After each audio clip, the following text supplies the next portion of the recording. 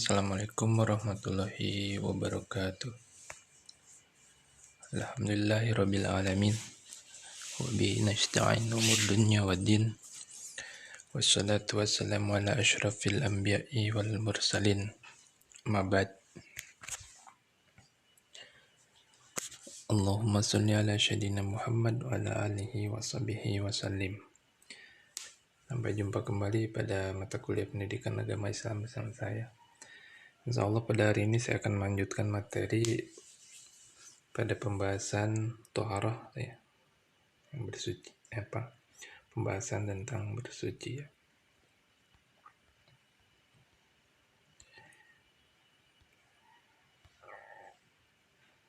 Minggu lalu kita telah sampai pada pembahasan tayamum. Pada kesempatan kali ini kita akan berbicara tentang najis ya. Najis itu adalah kotoran ya yang dapat menyebabkan keadaan kita tidak suci atau tidak bersih ya. Pada kitab Saminatu An-Nujah ini terdapat pembahasan tentang najis yang menjadi suci. Alladzi yathuru minal najasati salasatun. Al-hamru alladzi takhallat binafsiha. Zildul maitati idza dubiqa. Masyar haywanan. Yaitu yang menjadi suci dari najis ada 3, yaitu al-khamru atau khamar, arak ya, yang berubah dengan sendirinya menjadi cuka ya, bisa untuk makanan ya, cuka seperti itu. Kemudian zildul maitah, yaitu kulit binatang yang mati jika disamak gitu. Kulitnya ketika disamak itu tidak lagi najis. Kemudian hewan yang disembelih, misalkan kotoran yang najis yang asalnya hewan itu ketika belum disembelih masih najis, kemudian setelah disembelih menjadi suci.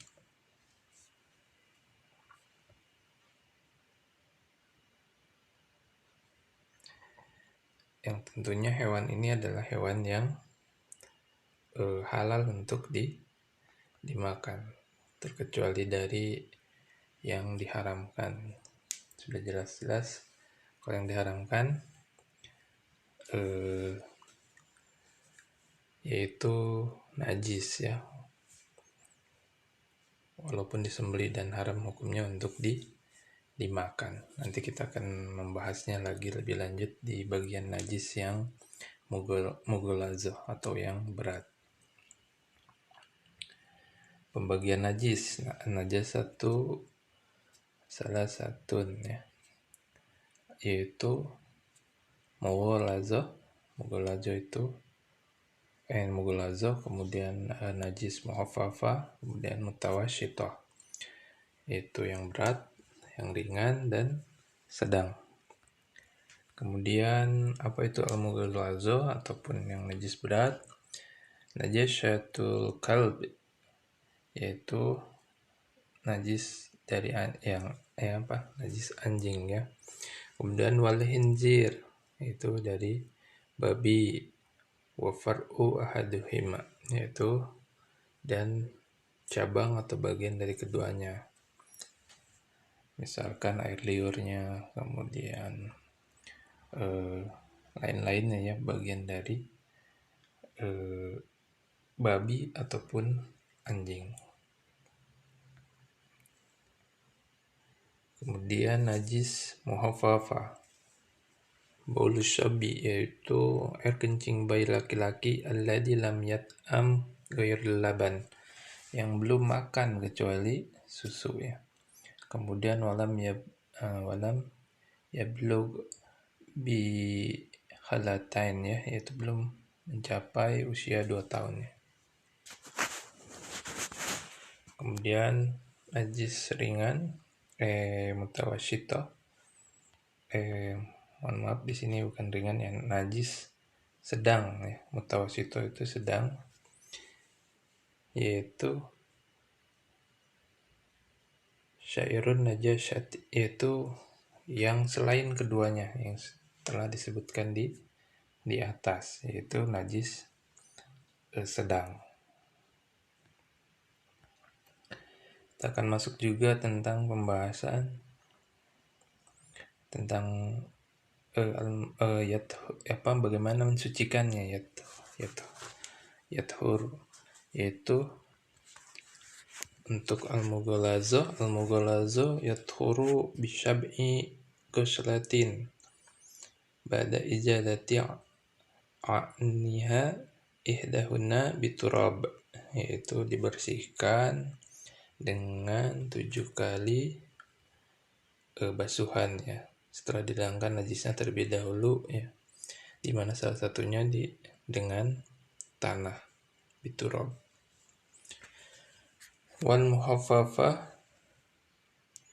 mohon maaf di sini salah tulisnya, tathuru bi rasyil ma, yaitu dibersihkan dengan memercikkan air saja ya, atau bi rasyil ma'i alaiha, yaitu ma'al galabati wa ijalati a'niha, yaitu dengan menghilangkan najisnya itu dengan dipercikan kemudian dihilangkan.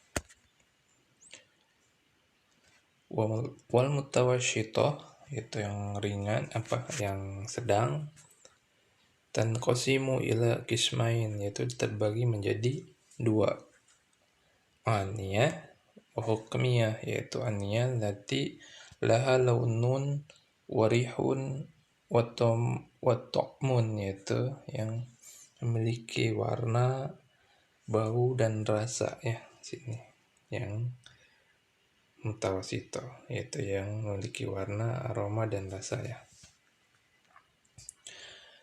Falabudda, maka harus min ijalati, yaitu untuk menghilangkannya, yaitu dengan menghilangkan launiha, yaitu warnanya, wariha, yaitu baunya, dan watokmiha, yaitu rasanya.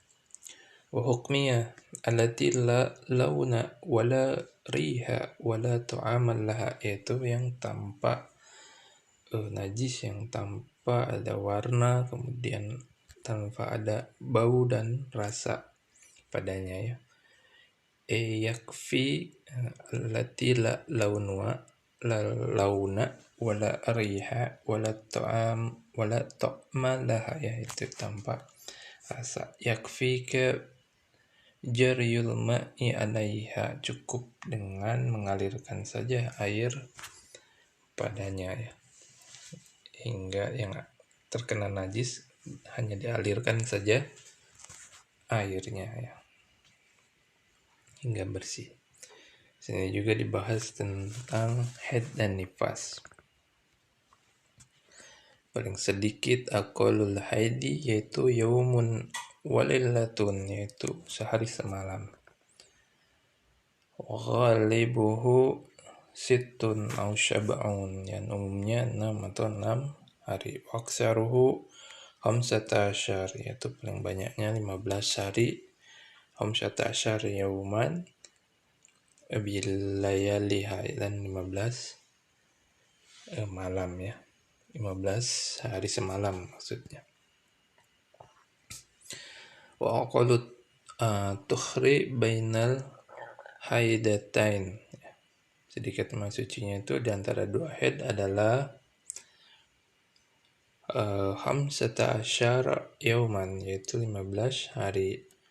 Wa ghalibuhu, dan umumnya arba'atun wa ishrun yauman, yaitu 24 atau 23 hari. 24 arba'atun wa ishruna yauman, yaitu 24 hari, au salah satu wa ishruna yauman, atau 23 hari. Wa ghalibuhu, yang tadi ya, umumnya 24 sampai 23 hari.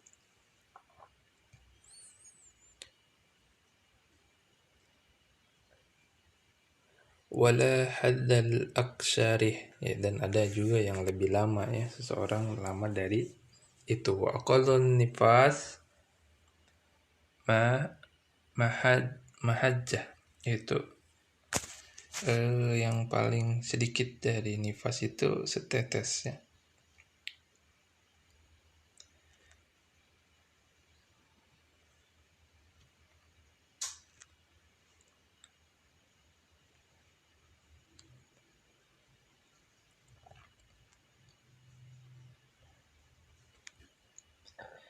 Yang paling itunya itu setetes.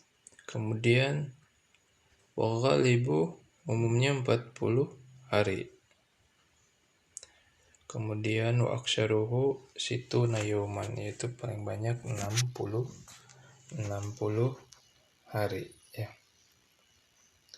Paling banyaknya yaitu 60 hari.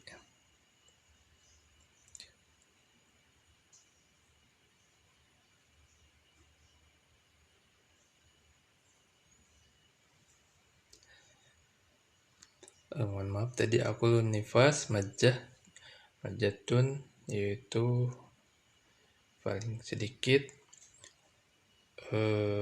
Aku nifas majatun yaitu setetes ya. Wa ghalibuhu dan umumnya arba'una yauman yaitu 40 hari. Wa aksaruhu dan paling banyak situna yauman yaitu 60 hari. Ini persoalan dari tentang nifas. Jadi pada kitab ini berkaitan dengan toharoh cukup sampai di situ. Dan ini merupakan pembahasan toharoh dari kitab Safinatun An-Najah atau Safinatun Najah dari Syekh Salim Al-Hadrami. Semoga beliau mendapatkan kebaikan dan balasan yang banyak dari Allah Subhanahu wa Ta'ala atas usahanya untuk meringkas pemahaman tentang syariah Islam ini. Dan perlu diketahui dalam pengajaran atau pendidikan agama Islam ini, saya merujuk pada kitab Safinatun An-Najah karena dianggap dan sudah banyak sekali digunakan di lembaga pendidikan, terutama di pesantren, dari mulai tahun-tahun yang sebelumnya untuk pendidikan, untuk mulai memasuki dalam mengkaji tentang Islam dan ilmu-ilmu keislamannya, karena luasnya yang harus kita arungi dalam mempelajari tentang Islam ini, sehingga kitab ini dianggap mampu untuk memberikan ikhtisar ataupun ringkasan pemahaman kita dari mulai pemahaman tentang akidah, kemudian cara bersuci, kemudian nanti masuk insya Allah pada minggu selanjutnya ya, ataupun pertemuan selanjutnya tentang sholat, kemudian tentang zakat, kemudian tentang puasa, kemudian tentang haji, yang semuanya itu didasarkan pada kitab yang ditulis pada oleh ulama, berdasarkan juga dari nukilan Al-Quran dan Al-Hadis, kemudian tafsir, yang semuanya itu memang memiliki ahlinya masing-masing, sehingga kitab ini saya anggap mampu untuk menjelaskan secara global. Dan kewajiban kita adalah berusaha untuk menambah pengetahuan keislaman kita dengan mempelajari lebih khusus dari pengkajian-pengkajian yang lain. Misalkan kalau ini dinukil dari Al-Quran, berarti kita harus mengkaji tentang pemahaman Al-Quran dan tafsirnya, penafsirannya, pemaknaannya dari ulama juga ya. Tafsirnya banyak, dari mulai tafsir Jalalain, tafsir Ibnu Katsir, banyak ya. Kemudian dari sisi hadis ataupun dari sumber ucapan atau tindakan perbuatan Nabi untuk mencontohkan dalam hal ibadah atau menjelaskan pemahaman kita tentang Islam yang dikaji juga dalam keilmuan Islam oleh banyak sanadnya ya, mulai dari misalkan periwayatan hadis, kemudian kalau ilmu untuk pengambilan hadisnya mustalah hadis, kemudian penurunannya ya banyak ya. Kemudian kita juga ditunjang dengan kemampuan bahasa Arab dan lainnya. Namun di sini diambil sesederhana mungkin bagaimana orang yang mengkaji atau mempelajari Islam lebih mudah untuk memahami dengan memberikan ringkasan umum tentang pemahaman Islam ini sendiri, sebagaimana yang telah diajarkan oleh Sayyidina Jibril, yaitu malaikat Jibril ketika mengajarkan Nabi Muhammad Shallallahu Alaihi Wasallam ketika bertanya menurut riwayat dari Ibnu Umar radhiyallahu anhuma, qala Jibril mahwal Islam, kemudian qala Nabi Shallallahu Alaihi Wasallam, dan Nabi Muhammad Shallallahu Alaihi Wasallam bersabda bahwa al-Islamu an tashhadu an la ilaha illallah wa anna Muhammadar Rasulullah wa iqamas salah wa ita'iz zakat wa tasawwur Ramadan wa hajjal bait in istata' ilaihi sabila, yaitu Anda bersaksi bahwa tiada Tuhan selain Allah dan Muhammad itu utusan Allah, kemudian mendirikan sholat, menunaikan zakat, dan berpuasa bulan Ramadan, dan mengerjakan haji bagi yang mampu. Cukup sederhana sekali, mendalam, dan nanti insya Allah akan kita gapai secara ikhtisarnya pemahaman tentang Islam ini yang tadi telah disebutkan dari riwayat hadis pada kitab Safinatu An-Najah ini ya. Insya Allah akan bermanfaat bagi kita untuk pemahaman tentang Islam ini sendiri.